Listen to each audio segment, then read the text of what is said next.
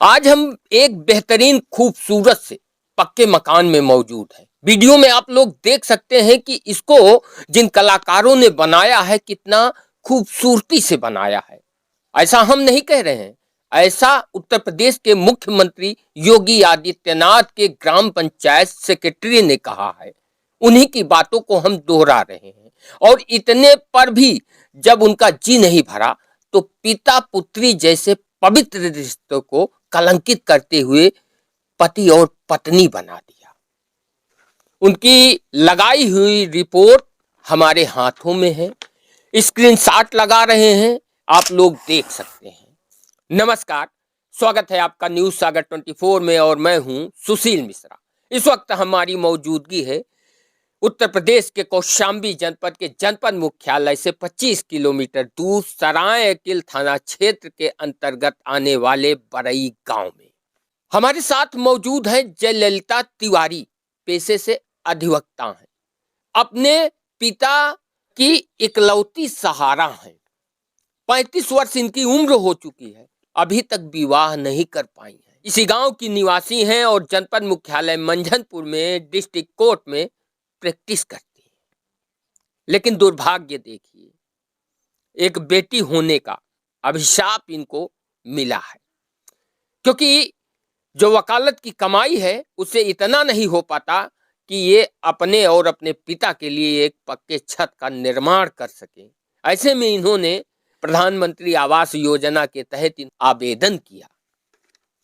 लेकिन शर्मनाक होता है तब जब ग्राम पंचायत सेक्रेटरी बिना गांव गए और बिना गांव के लोगों से जानकारी लिए ऑफिस में बैठकर रिपोर्ट लगा देते हैं कि जयललिता तिवारी आवास की पात्र नहीं है, इनका पहले से पक्का मकान है और साथ ही साथ इनके पिता और इनके रिश्ते को पति और पत्नी का रिश्ता बता दिया। अब जयललिता जी हैं हमारे साथ, इनसे भी बातचीत करेंगे और सुनिए उत्तर प्रदेश में हो रहे भ्रष्टाचार की कहानी। जयललिता जी, ये प्रधानमंत्री आवास के लिए आपने कब अप्लाई किया था?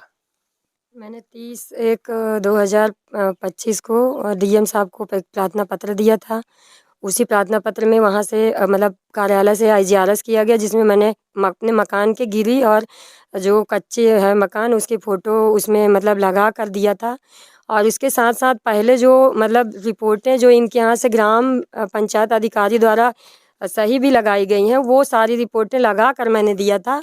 और पिछले साल वाली रिपोर्ट भी इसमें संलग्न है, जिसमें लिखा है कि आवास हेतु आवेदिका पात्र हैं, पिता की आर्थिक स्थिति सही नहीं है और ये कि ये सॉफ्ट मतलब आवास की सॉफ्ट साइड बंद है। जब आवास की साइड मतलब खुल जाएगी तब इन्हें इनका नाम दर्ज करके इनका आवास दिया जाएगा। उसके बाद ये जो है इस बार मैंने जब प्रार्थना पत्र दिया तो इन्होंने 19/2/2025 को एक फर्जी रिपोर्ट लगाई। फर्जी क्या, शर्मनाक रिपोर्ट लगाई, घिनौनी रिपोर्ट लगाई कि एक बेटी और पिता के सम्मान पे इन्होंने छींटा-कसी किया और एक तरह से मानहानि किया, एक बेटी और पिता के रिश्ते को कलंकित किया। जिसमें ये कि इतनी शर्मनाक बात है कि ग्राम प्रधान महिला है मनोरमा देवी और उसने अपने लड़के को इसमें जो है बनाया है गवाह, अनिल द्विवेदी उर्फ ढंगू।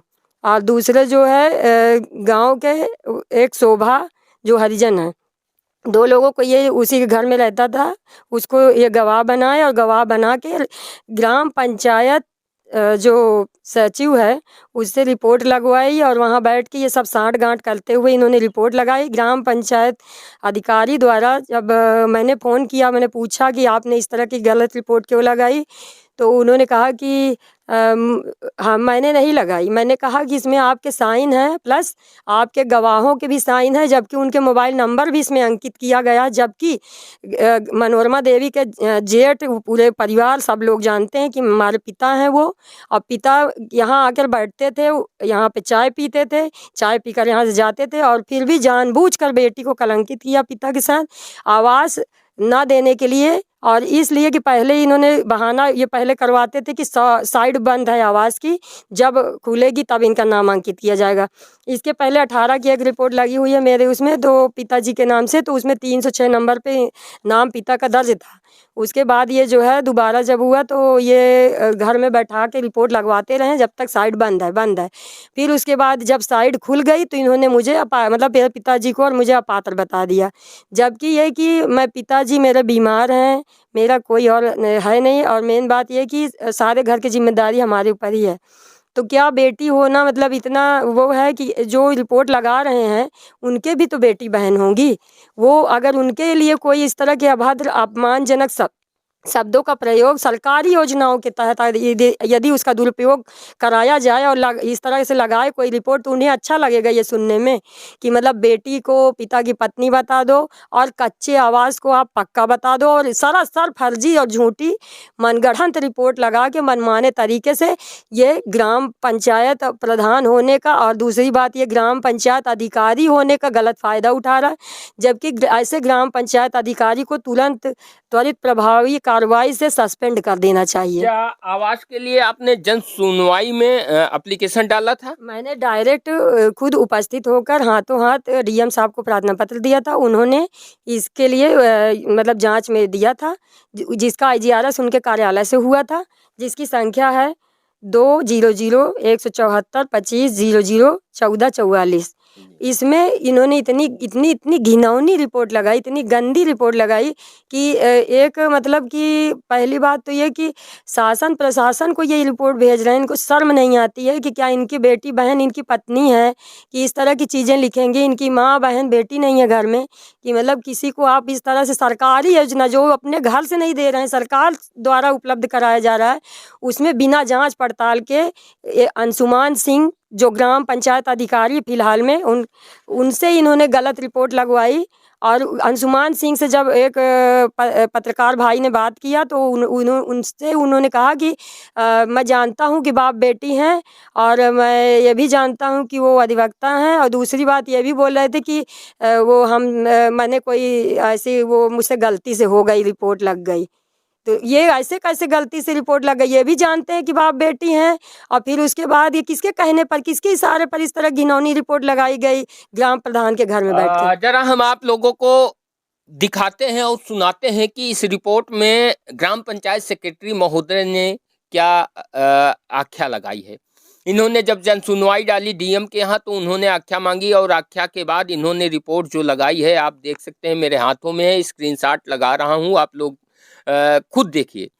महोदय, जन सुनवाई शिकायत संख्या 20019425001444 दिनांक 31/11/2025 को जयलता त्रिपाठी पत्नी श्री प्रकाश चंद्र त्रिपाठी निवासी ग्राम व पोस्ट इच्छना मजरा बरई। सोचिए, जयलता त्रिपाठी और श्री प्रकाश चंद्र त्रिपाठी के बीच पिता और पुत्री का रिश्ता है, लेकिन ग्राम पंचायत सेक्रेटरी ने अपने कमरे में बैठकर ये रिपोर्ट लगाई, और गवाह कौन बनता है? अनिल कुमार द्विवेदी, प्रधान का बेटा। अपना मोबाइल नंबर भी एक महिला ग्राम प्रधान होके एक महिला को कलंकित करती है, पिता पुत्र के रिश्ते, पुत्री के रिश्ते को कलंकित करती है। आप समझ सकते हैं, हमारे देश के प्रधानमंत्री नरेंद्र मोदी कहते हैं कि बेटी बचाओ बेटी पढ़ाओ, लेकिन इसी भारत की एक बेटी जिसके पास एक पक्का आवास नहीं है, आवास के लिए अप्लाई करती है, तो उसके पिता और पुत्री के रिश्ते को ही कलंकित कर दिया जाता है और फर्जी रिपोर्ट लगाई जाती है। कौशाम्बी के डीएम है मधुसूदन हुल्गी, बहुत ही तेज तर्राख माने जाते हैं मधुसूदन हुल्गी, लेकिन हुल्गी जी आपके कार्यकाल के दौरान एक पिता और पुत्री के रिश्ते को कलंकित किया गया है, जब आपकी जन सुनवाई में जयलता ने अपनी शिकायत दर्ज कराई। तो क्या आप कार्रवाई करेंगे ऐसे ग्राम पंचायत सेक्रेटरी के ऊपर? शायद नहीं। और उसके बाद इन्होंने रिपोर्ट लगाई कि जन सुनवाई के माध्यम से आवास उपलब्ध कराए जाने के लिए शिकायत की है, शिकायतकर्ता का घर पक्का बना हुआ है, जिस कारण आवास देना संभव नहीं है। अतः आपकी सेवा में प्रेषित है कि शिकायत निक्षेपित कराने की कृपा करें। यह है ग्राम पंचायत सेक्रेटरी की रिपोर्ट। अब आप समझ सकते हैं, इसमें एक रिश्ते को कलंकित कर दिया गया, एक पात्र महिला को, एक बेटी को अपात्र बना दिया गया। किसी तरह संघर्ष कर अपने पिता का जीविकोपार्जन किया जा रहा है। जहां पर हम बैठे हैं, यहां से जनपद मुख्यालय मंझदपुर डिस्ट्रिक्ट कोर्ट कम से कम 25 से 30 किलोमीटर है। प्रतिदिन आना और प्रतिदिन जाना, इनकी मजबूरी समझी जा सकती है। वकालत जो भी कर रहा है, सभी को पता है कि वकालत में 10 से 15 साल जब तक आप अपना नहीं गंवाओगे, तब तक आपको इतना पैसा नहीं मिलता कि आपका खर्च चल जाए। लेकिन बेरोजगारी इतनी ज्यादा है कि करे तो क्या करे। सम्मान के साथ जीवन भी जीना है और घर भी चलाना है। ऐसे में अगर हम पात्र हैं और सरकारी योजनाओं का कुछ लाभ हमें मिल जा रहा है, तो किसी के बाप और दादा का क्या जा रहा है? झूठी रिपोर्ट क्यों लगाई जाती है? ऐसे भ्रष्टाचारी कर्मचारियों के खिलाफ कार्रवाई क्यों नहीं होती है? क्यों उनको खुलेआम छोड़ दिया जाता है कि जाओ लूट सको तो लूट लो? जयलता जी, उसके बाद आपने शिकायत किसी से की कि इस तरह से हमारे रिश्ते को पिता पुत्री के कलंकित किया गया, हमें अपात्र दिखाया गया? जी बिल्कुल, मैंने शिकायत की है मुख्यमंत्री महोदय, जिलाधिकारी महोदय को, IGRS के माध्यम से भी किया है और पत्र भी भेजा है। और दूसरी बात, मैं स्वयं उपस्थित होके जिलाधिकारी को जिलाधिकारी व CDO महोदय को प्रार्थना पत्र भी दी हूँ इस संबंध में, और उन्होंने कार्रवाई का आश्वासन दिया है। और बस यही चाहते हैं कि ऐसे ऐसी मतलब कि भ्रष्ट महिला ग्राम प्रधान और उनके भ्रष्ट ग्राम पंचायत अधिकारी जो बेटी और बाप को नहीं पहचानते हैं, वो किसी का पक्का या कच्चा आवास कैसे पहचान सकते हैं? जब उन्हें यही नहीं पता कि बेटी और बाप क्या होते हैं, जब उनके घर में अगर मान लीजिए इस तरह चलता होगा तभी वो कहते होंगे।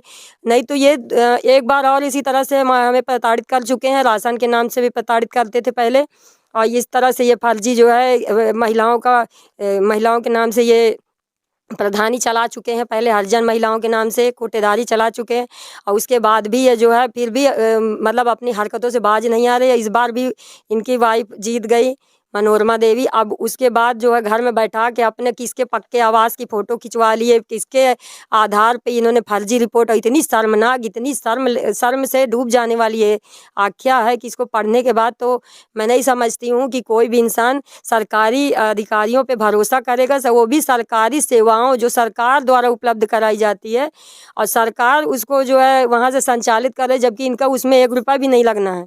और ये कि पात्र को अपात्र बनाने, अपात्र को पात्र बनाने का खेल ग्राम प्रधान के घर में ग्राम पंचायत सचिव के मिली भगत से चल रहा है, और यही सारी आख्याएं हर जगह लगाई जा रही हैं, फर्जी से फर्जी। तो आप खुद ही समझ सकते हैं कि कितने मतलब पात्र व्यक्ति इनके फर्जी रिपोर्टों का शिकार होते होंगे, कितने पात्र व्यक्तियों को मतलब उसका लाभ नहीं मिलता होगा सरकारी योजनाओं का। यहाँ सड़क देख लीजिए आप गाँव की, तो उसमें गड्ढे गुच्चे इतने ज़्यादा हैं कि उसको तक तो मरम्मत नहीं कराई जाती है, और अरबों रुपए सरकार इनको विकास कार्य के लिए उपलब्ध कराती है। उसके बाद भी इनका ये हाल है कि उस पैसे को सिर्फ अपने गेस्ट हाउस में, कहीं बनाने में, कहीं अपने गाड़ी में, कहीं किसी चीज़ में खर्च करते हैं। और जो कुछ लोग हैं गांव से मिला रखे हैं उनको कहीं शराब बांटेंगे वोट देने के समय, कहीं उनको कपड़ा बांट देंगे, कहीं उनको और कोई लालच दे देंगे।